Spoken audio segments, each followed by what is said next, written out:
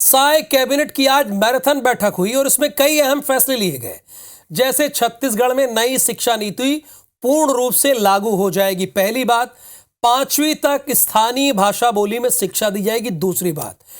साथ ही pre primary से 12वीं तक सबको शिक्षा उपलब्ध कराने की अनुशंसा की गई है। और इसके साथ साथ आपको बता दें कि शासकीय सामानों की खरीदी में गड़बड़ी और भ्रष्टाचार की रोकथाम के मद्देनजर एक बड़ा फैसला लिया गया है।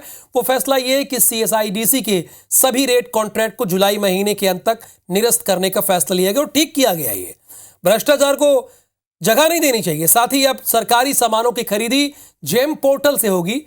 कैबिनेट ने प्रधान आरक्षक, nursing, male nurse, female nurse, lab technician समेत कई पदों में भर्ती के लिए जगह बनाई है। प्रदेश के निवासियों को अधिकतम आयु सीमा में 5 वर्ष की छूट देने का फैसला किया। यही मैंने आपको बताया कि युवाओं के लिए गुड न्यूज है, अच्छी खबर आई है। तो दूसरी तरफ नवा रायपुर में आवासहीनों, आर्थिक रूप से जो कमजोर हैं, निम्न वर्ग के परिवार से आते हैं, उन्हें आवास मुहैया कराया जाएगा। आवास के पंजीयन की तारीख 3 साल की बढ़ोतरी की गई, यानी आपको अभी आवास मिलेगा, घबराइए नहीं। प्रदेश के जरूरतमंद सर्वेक्षित 47,090 आवासहीन परिवारों को मुख्यमंत्री आवास योजना के ग्रामीण के तहत आवास मंजूर करने का निर्णय लिया गया है। सौरभ, इसमें जहां भविष्य की बात दिखी है कैबिनेट की बैठक में, युवाओं की बात दिखी है, तो यह भी एक संदेश दिया गया है कि भ्रष्टाचार को कोई जगह नहीं दी जाएगी, भ्रष्टाचार पर जीरो टॉलरेंस। आज की कैबिनेट की बैठक से यह सार निकला है, बताइए जरा आप। बिल्कुल सही कहा राहुल आपने।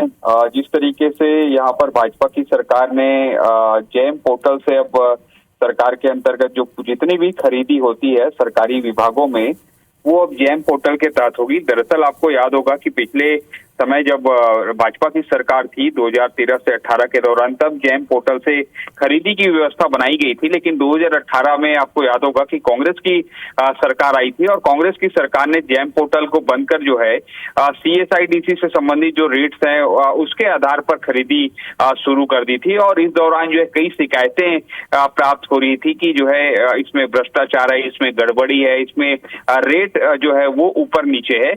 तब जो है सरकार को, अभी वर्तमान सरकार को ये लगा कि अब इसको फिर से जेम पोर्टल के माध्यम से खरीदी किया जाना चाहिए। दरअसल जेम पोर्टल को लेकर पिछले समय जब मोदी 1 जब आया था, तब इसकी शुरुआत की गई थी। पूरे देश भर में इस रेट से संबंधित जो पोर्टल है वो बनाए गए थे और छत्तीसगढ़ में भाजपा की सरकार ने भी इसको लागू किया गया था। अब जेम पोर्टल से खरीदी होगी।